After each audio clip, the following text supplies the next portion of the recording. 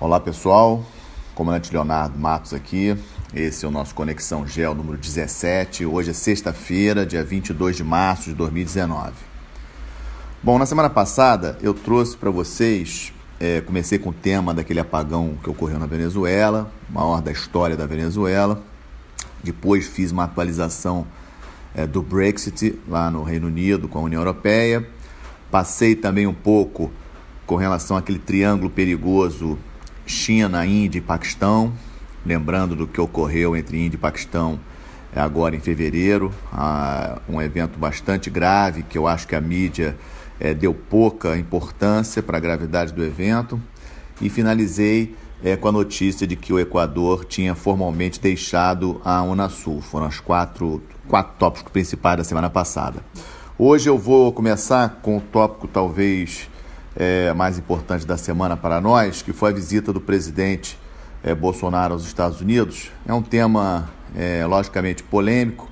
Em linhas gerais, na minha avaliação, os resultados da visita ainda precisam ser avaliados com mais cuidado a médio prazo, e os pontos principais que podemos destacar da visita, basicamente a questão do visto, foi discutido, muito polêmica, da não reciprocidade do visto para os cidadãos americanos. Eu relembro que, na verdade, o Brasil retirou a necessidade de visto para turistas não só dos Estados Unidos, mas também do Japão, da Austrália e do Canadá. E esse era um pedido antigo do setor de turismo do Brasil. Acho que é um dado importante que a gente tem que saber, que o Brasil, por exemplo, em 2017 recebeu 6 milhões e meio de turistas, né? A Argentina conseguiu receber mais turistas do que o Brasil, a África do Sul recebeu 10 milhões de turistas, e é tão longe quanto o Brasil, se nós formos pensar em distância em relação aos centros aí, mais desenvolvidos, como Europa, China e Estados Unidos. A África do Sul recebendo 10 milhões, o Brasil 6 milhões e meio. Então acho que essa questão de não exigir a reciprocidade de visto desses países e conceder liberdade de visto, eu acho perfeitamente razoável, não vejo nenhum comprometimento de soberania do Brasil ou algo desse tipo. A questão das negociações com relação ao centro de lançamento de Alcântara, eu acho que também tem que ser visto com cuidado, com atenção. Vamos aguardar o detalhamento desse acordo bilateral que vai permitir os Estados Unidos fazer lançamentos de Alcântara. Vamos lembrar que Alcântara, lá no Maranhão, fica muito bem posicionado, perto da linha do Equador, ou seja, menos gasto de combustível. Temos relativamente próximo dali, na Guiana Francesa, um importante centro de lançamento de foguete, o mais importante centro de lançamento de foguetes da União Europeia, que fica na Guiana Francesa, no centro de Kourou. E a questão espacial, ela é muito importante para qualquer país que deseja ser protagonista no sistema internacional, e nós, Brasil, estamos muito atrás disso. Vários países já estão bem à frente de nós nessa questão espacial. Satélites, lançamento de satélites, etc.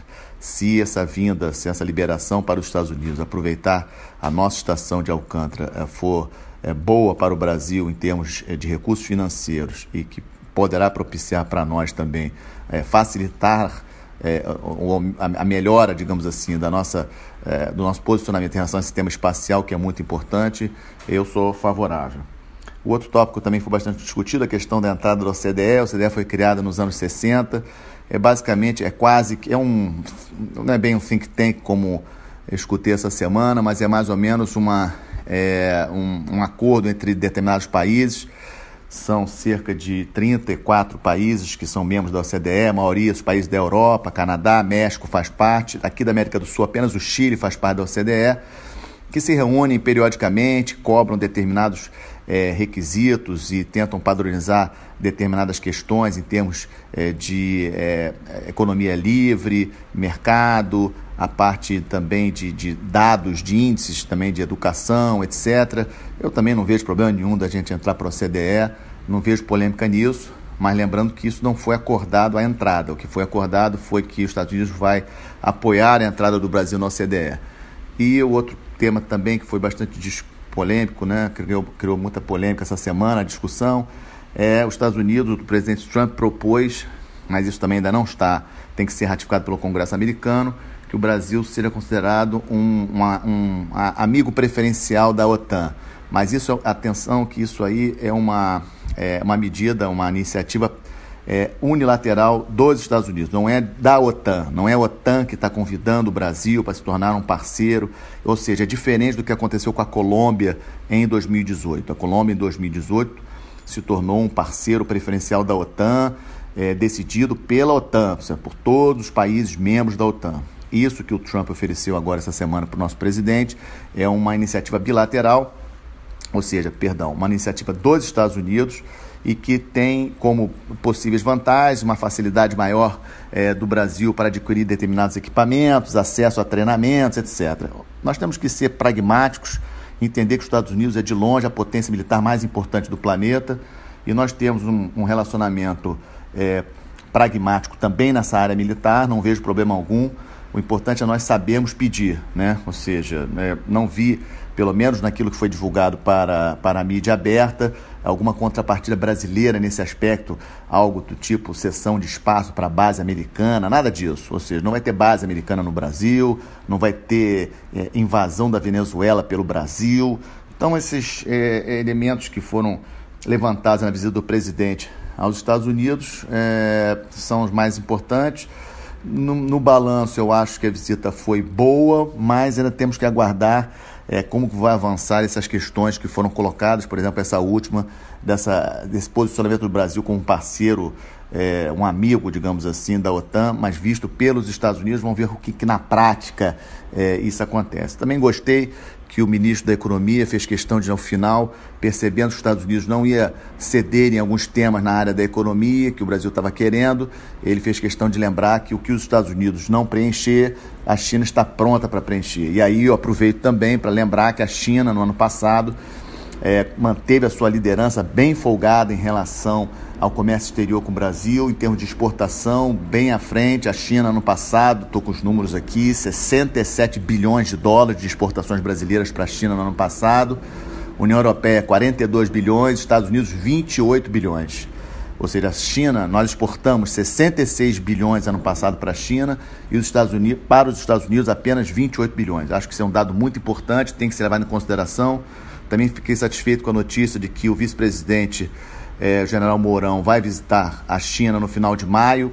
Talvez o presidente Bolsonaro passe na China na volta da reunião do G20, que vai acontecer no final de junho lá no Japão. Ou seja, são notícias boas. Acho que o Brasil tem que ter uma postura pragmática com seus parceiros internacionais, sem alinhamentos automáticos. Eu não gosto muito dessa ideia dos alinhamentos automáticos.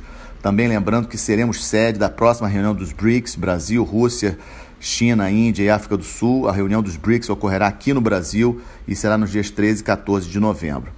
Outro tema que rapidamente passo para vocês, os próximos temas serão rápidos em função do tempo que nós temos. Os coletes amarelos prosseguem nos seus protestos na França. Neste último sábado, os protestos ficaram mais violentos do que nos sábados anteriores. Lembrando que esses protestos iniciaram em novembro, em função da possibilidade de cobrança de tarifas sobre combustíveis para a questão de energia limpa, etc. O Macron mudou isso, não efetivou a cobrança dessas tarifas, mas os protestos não acabaram. Então esse é um ponto importante. Aqui são dois elementos que acho que vale a pena comentar. Uma, a questão da desigualdade, mesmo a França sendo um país onde o Estado francês se preocupa muito com a questão social, boas escolas públicas, bons serviços de saúde, mas em questão de desigualdade, houve um aumento da desigualdade também na França, também nos principais países do mundo de uma maneira geral, Estados Unidos, Reino Unido, e na França não foi diferente.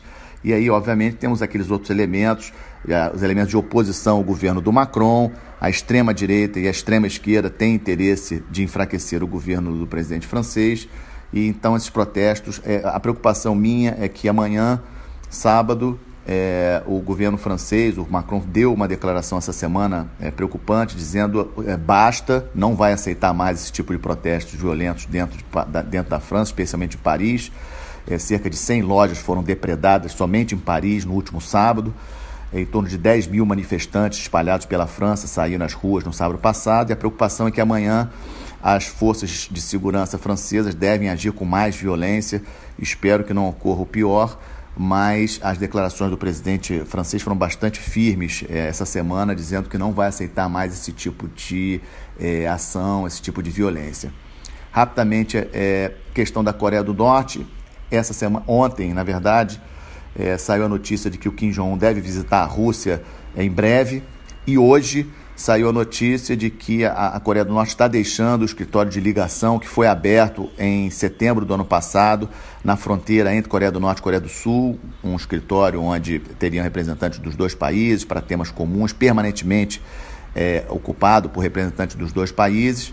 É uma preocupação grande. A Coreia do Norte também já ameaçou, já levantou algumas ameaças de voltar aos testes nucleares, voltar aos testes com os mísseis balísticos. Vamos lembrar que a Coreia do Norte, em fevereiro, declarou uma crise alimentar séria, pedindo ajuda, inclusive, de organismos internacionais. Os Estados Unidos, com a questão da pressão econômica, do bloqueio econômico à Coreia do Norte, obviamente isso traz impactos para o país que já tem muitas dificuldades, e relembra essa situação peculiar de que a Coreia do Norte, talvez, na minha avaliação, o país mais fechado do mundo, um povo bastante oprimido pela sua liderança, internet fechada, direitos políticos zero, praticamente campos de prisioneiros políticos, vários campos de prisioneiros políticos, onde a gente não sabe exatamente o que acontece lá, mas imagina. Enquanto que na Coreia do Sul, um largo desenvolvimento, um país, uma 12ª maior economia do mundo, alta tecnologia, maior internet do mundo. Então, assim, é impressionante na mesma península, na mesma região geográfica, a diferença que esses anos todos, a partir da guerra entre Coreia do Sul e Coreia do Norte, 50-53, o que acabou acontecendo com os dois países é impressionante. O quarto tema que trago para vocês hoje, daqui a pouco, no Chile, lá em Santiago, ocorrerá a primeira reunião entre líderes do ProSul. Esse grupo está sendo criado por iniciativa dos presidentes da Colômbia e do Chile para substituir a Unasul, que realmente acabou praticamente. Todos os principais líderes da América do Sul deverão comparecer, apenas o presidente do Uruguai já disse que não vai, e o da Bolívia também não. O Uruguai vai mandar um representante, a Bolívia, até o momento, a informação que tenho, que nem isso vai enviar. A ideia é que esse ProSul seja mais leve do que a Unasul, sem sede, sem muita burocracia, mas um fórum de discussão entre os principais líderes da América do Sul, e também parece que vão abrir para alguns países do Caribe que queiram entrar. É um ponto interessante, vamos ver como que isso na prática vai acabar acontecendo no dia a dia. O que eu reforço, já falei em outros podcasts, é a necessidade do Brasil se posicionar como um protagonista na região, maior economia, maior população, maior território. O Brasil não pode ser um ator secundário em qualquer negociação dentro do nosso espaço sul-americano. Espero que a criação desse ProSul seja mais pragmática e tenha resultados positivos, digamos assim, para todos, sem muitas questões ideológicas. O Guaidó foi convidado para a reunião, mas em função do que está acontecendo na Venezuela, de quarta para quinta-feira, o chefe de gabinete do Guaidó foi preso por forças de segurança venezuelanas. A situação ainda está bastante instável no país, obviamente, só tende a agravar. Não acredito que a situação na Venezuela vá melhorar. Então, o Guaidó não irá na reunião de hoje no Chile. Esse é um outro ponto. Vamos aguardar como fica, então, essa reunião de hoje lá em Santiago, para vermos para onde vai o ProSul. Como eu tenho sempre trazido, um aspecto na área de defesa. Um dado importante é que o think tank CIPRI, lá da Suécia, trouxe na semana passada, na verdade, no final da semana passada, os números dos países exportadores de armas, que têm crescido consistentemente desde 2003. Os Estados Unidos mantém a liderança como o maior exportador de armas do mundo, cresceu, na verdade, no período de tempo entre 2014 e 2018. Os Estados Unidos foi responsável por 36% de todo o armamento vendido no mundo. Seu principal cliente nesses 4 anos, de 2014 a 2018, foi a Arábia Saudita. O segundo colocado em termos de exportação de armas, a Rússia, com 21% do total. França em terceiro, Alemanha em quarto, China em quinto. Para vocês terem uma ideia, o Brasil aparece nessa relação em 23º. Essa questão de indústria de defesa é uma questão estratégica, uma questão importante. Lembro a vocês da Guerra das Malvinas, de 1982, onde a Argentina precisou de reposição dos seus mísseis Exocet na época, pediu à França para comprar novos mísseis e a França se negou, porque o Reino Unido e França fazem parte da OTAN e a França não podia vender esse armamento para a Argentina. Esse é só um exemplo para lembrar como que essa questão de não possuir uma indústria de defesa própria pode ser decisiva em momentos importantes na história dos países. E o último ponto, a questão dessa semana, vamos acompanhar a nova votação no parlamento inglês. Ontem a União Europeia aceitou parcialmente o pedido da primeira-ministra Theresa May, só que com alguma mudança, em vez de postergar a entrada em vigor, a saída do Reino Unido para 30 de junho, trouxe para 22 de maio, em função das eleições parlamentares na União Europeia que ocorrerão em maio. Então, a União Europeia trouxe o prazo para 22 de maio, mas com condicionante de que o Parlamento Britânico tem que aprovar o plano já acordado o plano de saída entre União Europeia e Reino Unido. Caso isso não aconteça, o Reino Unido sairá automaticamente sem plano da União Europeia no dia 12 de abril, não mais na sexta-feira da semana que vem, dia 29 de março, mas no dia 12 de abril. Então vamos aguardar como que vai evoluir esse caso do Brexit. A votação no parlamento deve acontecer na próxima semana e talvez seja o ponto em termos de política externa na semana que vem que a gente deva estar mais atento. Lembrando também que se aproximam as eleições na Ucrânia, que vão acontecer no outro final de semana, domingo, dia 31. Eleições presidenciais na Ucrânia também é um ponto de bastante atenção do cenário internacional, muito interesse, principalmente para a Rússia. Bom, esse foi o nosso Conexão Geo número 17. Desejo a todos um bom final de semana, uma boa semana, na próxima semana uma boa semana de trabalho. Lembrando que estamos não apenas no canal do YouTube, mas também na página do Facebook. Obrigado.